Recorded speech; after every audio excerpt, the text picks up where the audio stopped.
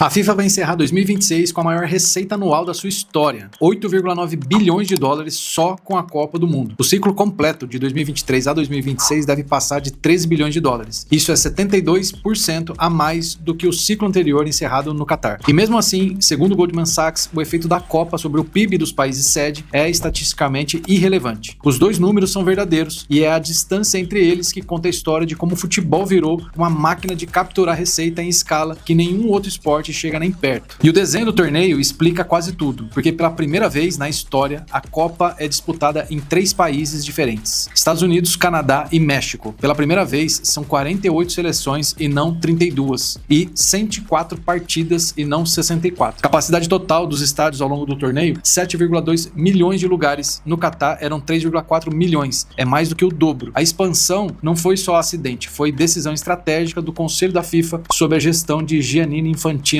Mais jogos significam mais ingressos, mais inventário publicitário, mais janela de transmissão, e cada partida adicional é uma unidade de receita. E nenhum estádio precisou ser construído do zero, a infraestrutura já existia. O custo de organização, estimado em 3,8 bilhões de dólares, fica majoritariamente com o governo local e em segurança e transporte. A FIFA captura a receita, as cidades sede pagam a conta operacional. Então vamos para os números aí, fonte por fonte. Direito de transmissão, 3,9 bilhões de dólares, maior linha de orçamento com audiência global esperada acima de 6 bilhões de espectadores. Ingressos e hospitalidade, 3 bilhões de dólares. No Catar, essa linha foi de 950 milhões. Em 2026, projeta mais que triplicar aí esse número. E aqui uma mudança mais agressiva do modelo, que foi a estreia da precificação dinâmica, que a gente já falou em outro vídeo. Os valores oscilam conforme a demanda e em tempo real. Para a final, por exemplo, alguns ingressos foram ofertados por mais de 10 mil dólares. Foram registrados mais de 500 milhões de pedidos para 7 milhões de ingressos disponíveis. Demanda 70 vezes maior do que a oferta. A FIFA criou uma plataforma oficial de revenda e cobra taxa das duas pontas, comprador e vendedor. A mesma entidade que vendeu o ingresso na origem captura a receita de novo quando ela troca de mão. Por exemplo, Cabo Verde contra a Arábia Saudita, os ingressos que tinham caído para 8 dólares voltaram a ser negociados a 600 dólares. E ela continuou ganhando de todos os lados. Outra fonte é o patrocínio. Em 1,8 bilhão de dólares, a FIFA esgotou em março todas as 16 cotas globais. Nunca tinha vendido tanto. No topo fica a Adidas, Coca-Cola, Visa, Lenovo, com contratos aí estimados acima de 100 milhões de dólares por ciclo. Agora, se a gente somar tudo isso aí, são 8,9 bilhões de dólares em 2026 e custo de organização aproximado de 3,8 bilhões. A FIFA, mesmo sendo formalmente uma entidade sem fins lucrativos, deve registrar aí um excedente, um superávit acima de 4 bilhões de dólares com esse mundial. Essa é a maior diferença entre receita e despesa já registrada em um evento esportivo. Mas a Copa do Mundo não é só a FIFA. O que entra no caixa da FIFA é só a camada visível. Os patrocinadores gastam múltiplas vezes o valor da cota oficial em ativação. Uma marca, por exemplo, como a Visa, pode investir até 3 vezes mais em campanha e experiência do que pagou no próprio patrocínio. Em alguns casos, esse multiplicador chega a 5 vezes. Para cada dólar que entra via marketing na FIFA, há outros 2 a 4 circulando no ecossistema publicitário global. E tem também os setores que se beneficiam sem pagar nada à FIFA. O Deutsche Bank, por exemplo, projeta 1,2 milhão de visitantes internacionais à América do Norte. Só em acomodação, transporte, alimentações nas cidades sedes, os gastos devem ultrapassar 8,1 bilhões de dólares durante o torneio. O Airbnb, patrocinador regional, estima que será o maior evento de hospedagem da história da plataforma. O Goldman Sachs identifica empresas de viagens online, companhias aéreas, redes de restaurantes e bebidas como as principais beneficiárias indiretas da Copa. E tem uma camada nova que o Bank of America classificou, que a Copa do Mundo de 2026 foi a primeira Copa da inteligência artificial. Tem estimativa que aponta mais de 90 petabytes de dados gerados durante o torneio, 45 vezes mais do que o Catar. A Lenovo, patrocinadora oficial, fornece soluções de IA para transmissões e análise tática e integração também com o VAR. E a contradição central dessa história é que a FIFA estima que o torneio vai injetar até 17 bilhões de dólares no PIB americano e gerar 185 mil empregos. Em escala absoluta é grande, mas o Goldman Sachs analisou o PIB de todos os países que sediaram as Copas desde 1982 e a conclusão foi que o efeito sobre o PIB real dos países sede durante o ano da Copa é marginalmente positivo, mas não estatisticamente significativo. O efeito de longo prazo é, segundo os analistas, efetivamente zero. E tem 3 razões para isso aí. Primeiro é escala relativa. Os 3 países sede juntos respondem por cerca de 30% do PIB mundial. A estimativa otimista da FIFA de 17,2 bilhões de dólares dólares para os Estados Unidos equivale a 0,2% do PIB trimestral americano. Para comparar, o Catar representava 0,2% do PIB global quando recebeu a Copa. Para uma economia daquele tamanho, o impacto foi relevante. Para os Estados Unidos, é um ruído estatístico aí, isso aí não faz muita diferença. O segundo ponto é o deslocamento de consumo. Boa parte do gasto na Copa não é um gasto novo, é consumo realocado. Quem foi ao restaurante para assistir o jogo deixou de gastar em outra coisa. Então,